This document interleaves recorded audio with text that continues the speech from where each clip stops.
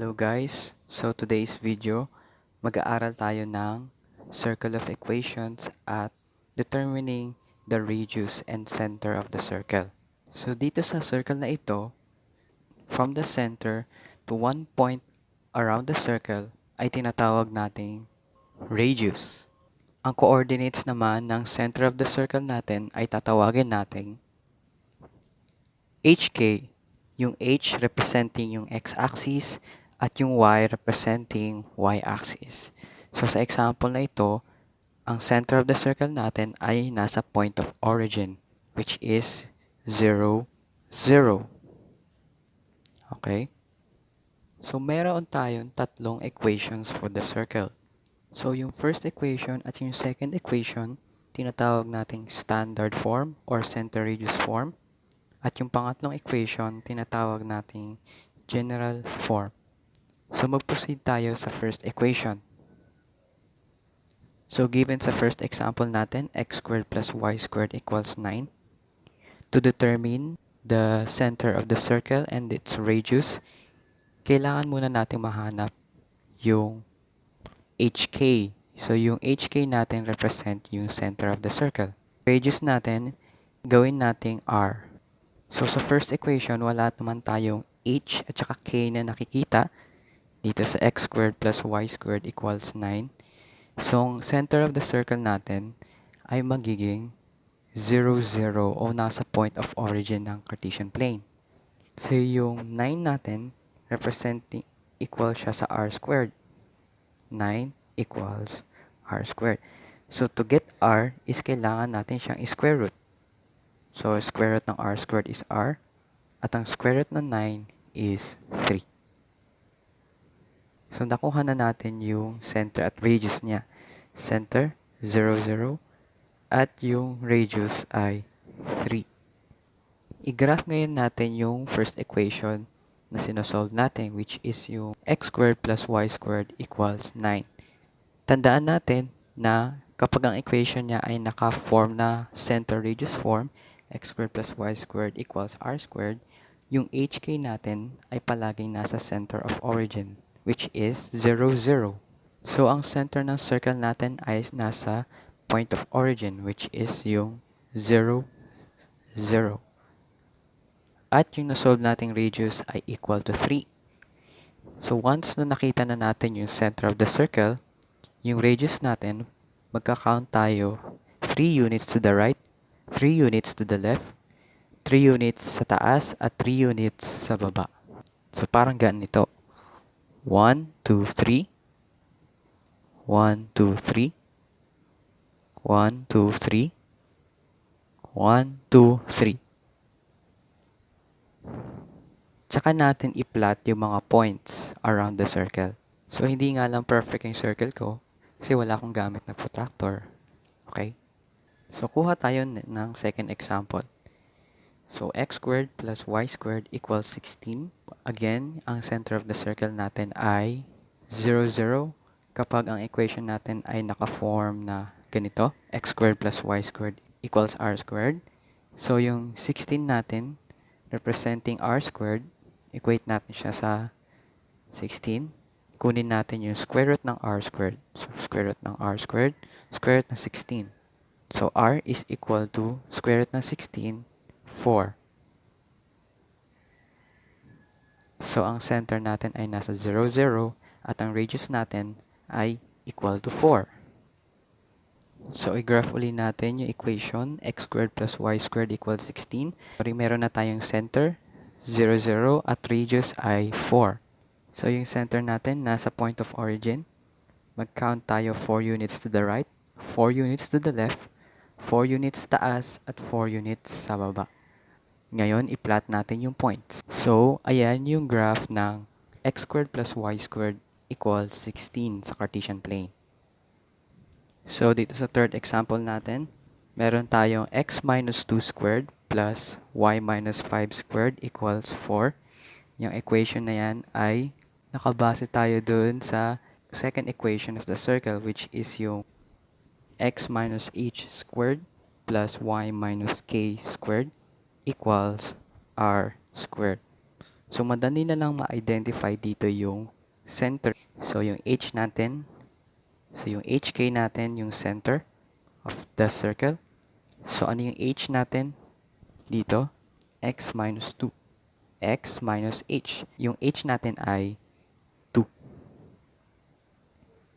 So, yung k natin sa formula, y minus k, y minus 5.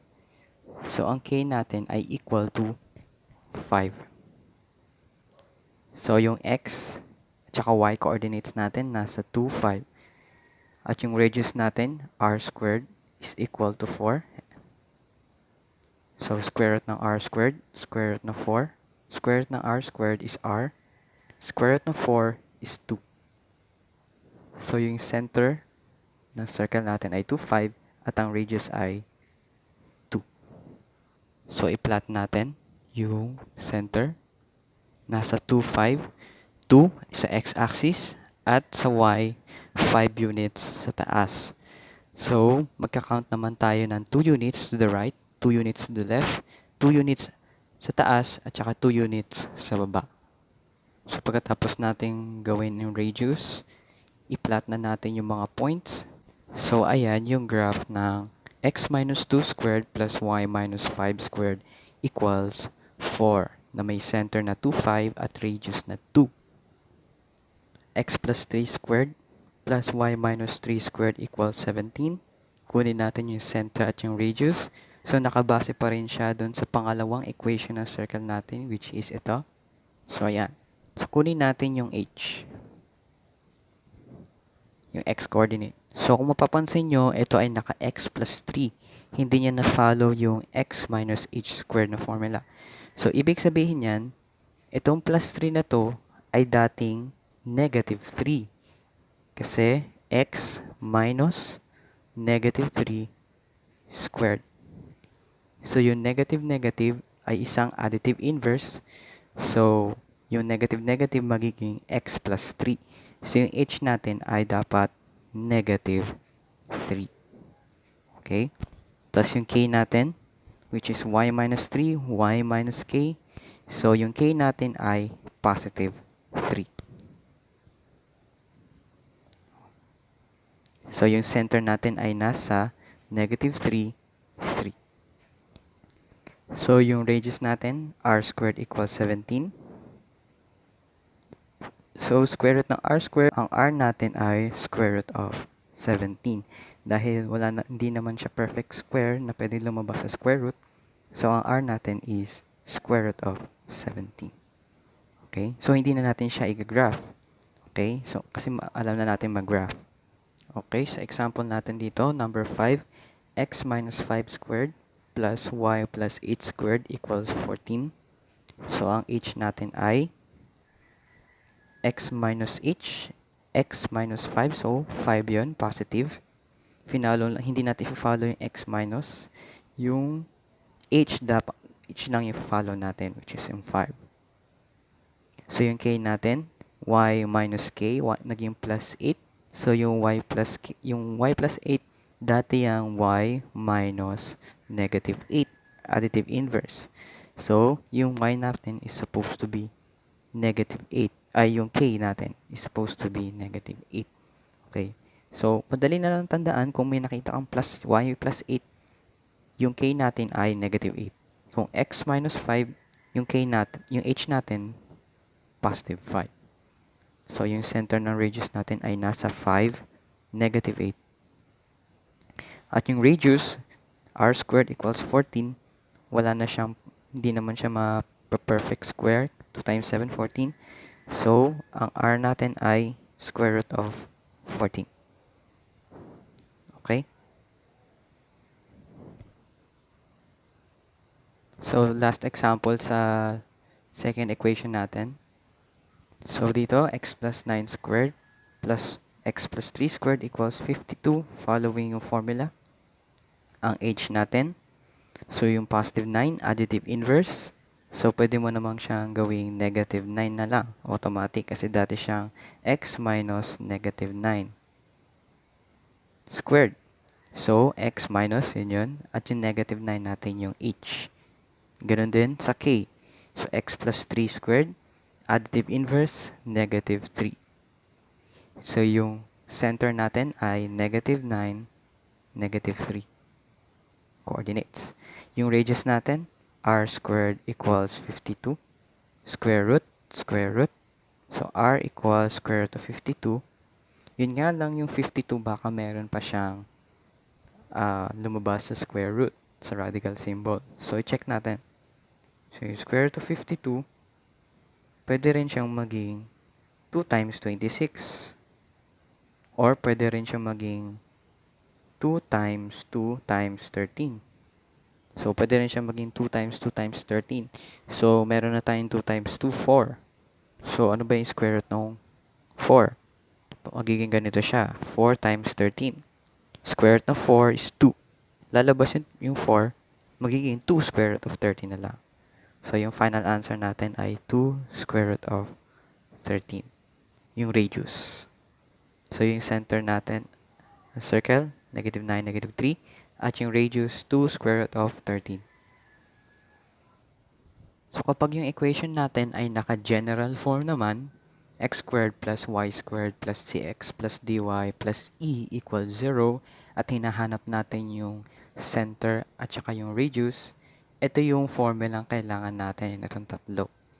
So, yung c, ito yun, cx. So, kung ano man yung c dito, yan yung formula niya. Kung ano yung d dyan, yan yung formula niya. At yung e, ito yung formula. So, ang hinahanap natin ay si h at saka si k kasi sila yung nagre-represent ng center ng circle. So, para ma-solve natin si 8, divide both sides by negative 2. So, ang matitira na lang sa c over negative 2. Dinivide both sides by negative 2. So, negative 2 divided by negative 2, 1. Dito, dinivide si negative 2. H natin is equal to c over negative 2. Si k, solve natin si k, divide both sides by negative 2. Negative 2 divided by negative 2 is 1. So, ang matitira is d over negative 2. At, isa pa natin sinasolve yung radius. So, ang radius natin ay square root of h squared plus k squared minus e. So, iyang tatlong formula ang kailangan natin para ma-solve yung center at yung radius. Okay? So, magbigay tayo ng example. So, dito sa example natin, naka-general form siya. X squared plus y squared plus 8x minus 6y plus 14 equals to 0. So, yung cx natin ay positive 8x. Okay? So, solving for h is equal to, yung kanina, sinolve natin, c over negative 2. Yung k kanina, yung formula, d equals d over negative 2. At yung r, kanina ay square root of h squared plus k squared minus e. So, solve natin si h. So, h equals c. Yung c natin is positive 8. So, 8 over negative 2. So, ganoon na siya kadali. So, 8 divided by 2 is 4. Negative siya. Okay? Negative 4 yung h natin. So, si k. So, yung d natin ay negative 6. So, kung sinasolve natin si k, so yung d negative 6, d ay negative 6 divided by negative 2. 6 divided by 2 is 3. Negative divided by negative, positive. So, ang k natin is positive 3. So, dahil meron na tayong h at meron na tayong k, pwede na natin ma-solve si r. So, burahin ko lang yung solution. So, i-solve natin. R is equal to square root of h squared, ito yun, negative 4 squared, yan yun, k squared, plus, pinafollow ko yung formula, plus k squared, plus 3 squared, minus e. Yung e natin sa equation ay positive 14. So, 14. Okay? So, finalo ko yung formula, minus e, minus positive 14. Okay? Kung minus 14 yan, dapat minus negative 14. So, dapat may parenthesis ka pa dyan, minus negative 14. Okay? So, r equals to, so, negative 4 squared, square root of 16. 3 squared, positive, negative times negative, positive. 3 squared is 9 at minus 14. So, r is equal to square root of 16 plus 9, 25. 25 minus 14 is 11. So, ang radius natin ay square root of 11. To prove na tama yung sagot natin kanina is gagawin natin siyang standard form or yung center radius form. So, yung center radius form natin ay x minus h squared plus y minus k squared equals r squared. So, yung gagawin natin siyang standard form at magmamano-mano tayo using yung FOIL method para bumalik tayo sa general form. So, substitute natin yung h. Ang h natin ay negative 4. X minus negative 4 squared plus y. K natin is 3 minus 3 squared equals yung r natin, square root of 11. So, square root of 11 squared.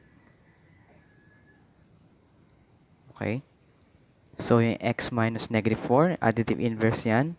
Diba? So, magiging x plus 4 squared plus y minus 3 squared equals square root of 11 times square root of 11 na naka-square dyan, 11 na lang.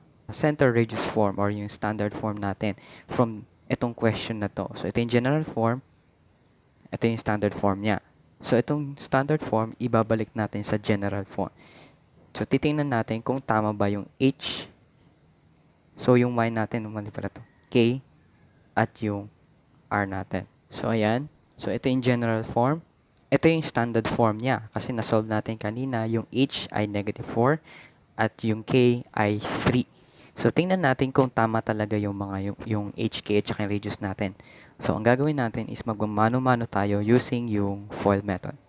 So, x plus 4 squared. So, x plus 4 yon times by itself. Plus, yung y minus 3. Y minus 3 times y minus 3 equals 11. So, solve tayo using FOIL method. X times x, x squared. X times 4, 4x. 4 times x, 4x. 4 times 4, 16. Okay? So, solve natin further para medyo maiksi.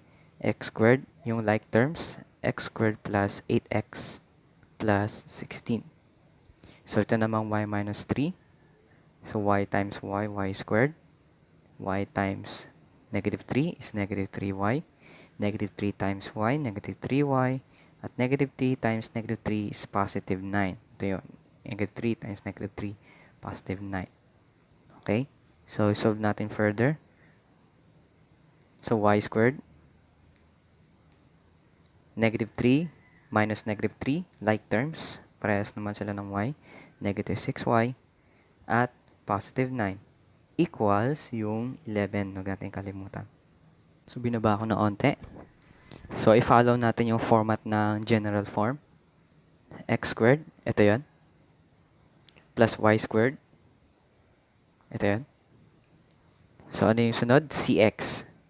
Cx dapat. So, dapat si x muna. Plus 8x. Minus 6y. Ito yun. So, 16 plus 9. Ano yung 16 plus 9? 25. Plus 25. So, yung 11 nandito sa kabila. So, mag-addition, subtraction method tayo or yung tinatawag natin transpose. So, minus 11, minus 11. So, 25 minus 11. So, yung 11 dito, minus 11, 0 na. Okay? So, ayan na siya. Yung final answer, nakikita natin. So, 25 minus 11 is 14. Okay, so x squared plus y squared plus 8x minus 6y plus 4. 15. So, tingnan natin kung tama yung sagot. Yun nga ba? O, tama. So, kung napansin nyo, parehas sila ng sagot.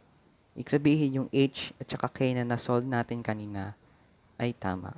Ang h natin ay, so kung x plus 4 yan, yung additive inverse, negative 4 yung h, at yung k natin, 3. So, yung 11 ay r squared. So, yung r natin ay square root of 11. Okay?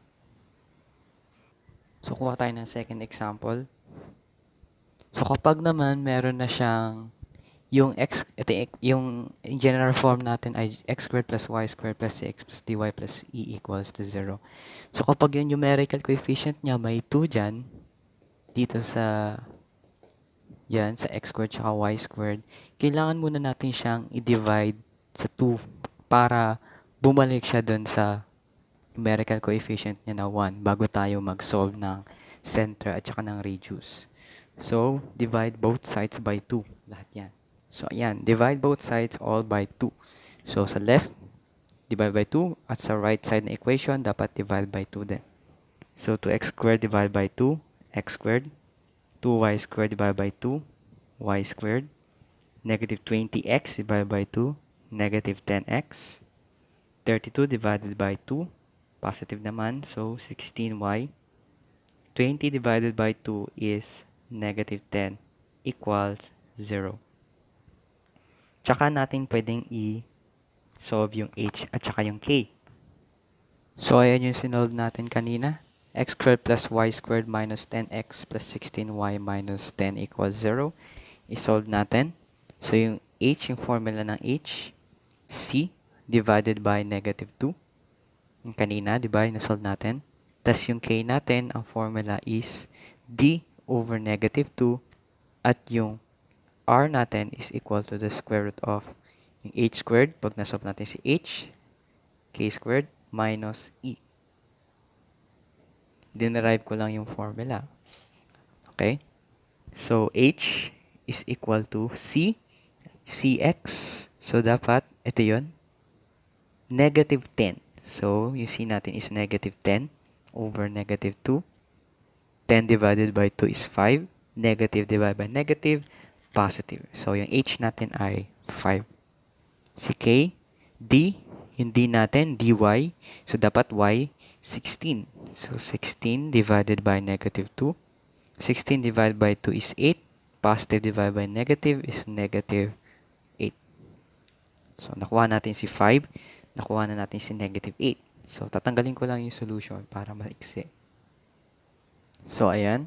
Solve natin si r. R equals yung h na solve na natin. So, h is 5 squared plus yung k, negative 8. Negative 8 squared minus yung e. So, doon sa equation natin, dy plus e. So, yung pinakadulo niya, negative 10. So, tandaan natin, negative 10. So, minus negative 10.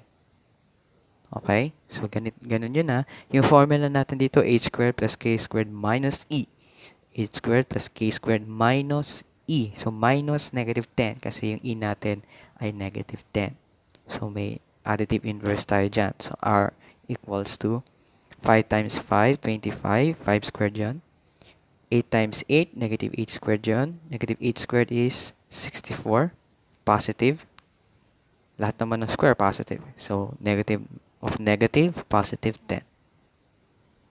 So, r equals to square root of, so 25 plus 64, 89. 89 plus 10, 99. So, square root of 99.